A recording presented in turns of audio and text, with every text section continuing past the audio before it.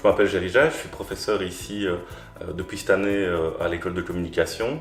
J'interviens essentiellement dans le Master STIC, le Master en sciences et technologies de l'information et de la communication, dans un cours qui essaye de comprendre les liens entre médias, information et connaissances, dans un cours aussi sur la vulgarisation scientifique. J'ai aussi la chance d'intervenir dans le bac à Mons, dans un cours d'introduction aux théories de l'information et de la communication.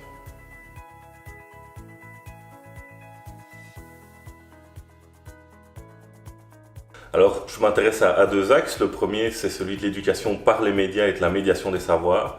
Donc vraiment l'idée d'essayer de se rendre compte et de comprendre comment on peut utiliser les médias pour faire sens du monde qui nous entoure, pour développer des connaissances, avec deux terrains prioritaires. Le premier, c'est celui de la vulgarisation scientifique, donc d'essayer justement d'étudier tous ces médias qui nous parlent de la science, du processus scientifique, des méthodes, des résultats.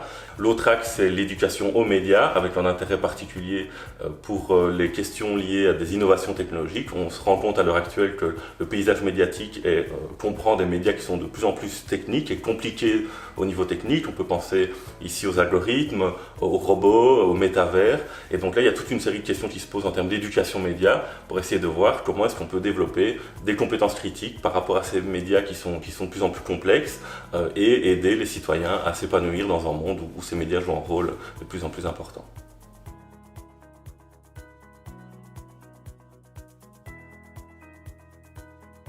Alors, deux projets qui sont liés à ces axes. Le premier, c'est un projet qui est financé par l'ONE, l'Office de la naissance et de l'enfance, où on essaie en fait de comprendre ce que les parents font avec les médias, quelles sont les informations qu'ils vont rechercher au sujet de la parentalité, au sujet de l'éducation de leurs enfants, quelles sont les informations dont ils ont besoin, pour essayer de comprendre vraiment comment justement ils peuvent développer des savoirs, des connaissances par rapport à ce rôle de parent qui est une grande découverte souvent pour eux, notamment quand c'est un nouvel enfant. Un autre projet lié à l'éducation média, c'était le projet Dans la peau d'un algorithme qui vient de se terminer et qui était un projet où on a essayé de mettre en place une activité éducative qui permettait à des jeunes et des moins jeunes de comprendre justement ce que sont les algorithmes de recommandation qui sont utilisés à l'heure actuelle dans les plateformes comme Facebook, YouTube, et donc de pouvoir finalement essayer de s'approprier ces concepts-là, de pouvoir critiquer, mettre les mains dans le cambouis. Ils devaient dans cette activité créer leur propre algorithme pour pouvoir le mettre en discussion et justement essayer de développer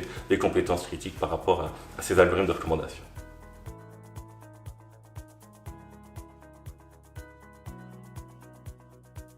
Moi, ce qui m'intéresse avant tout, c'est d'essayer d'avoir des étudiants qui vont avoir un espace de liberté dans le mémoire, qui vont faire des mémoires qui ont du sens pour eux, donc en lien avec les thématiques qui m'intéressent évidemment. Et donc ça, c'est important pour moi d'essayer de donner le goût de faire ce mémoire et que les étudiants se saisissent de cet espace de liberté pour en faire quelque chose qui a vraiment du sens pour eux.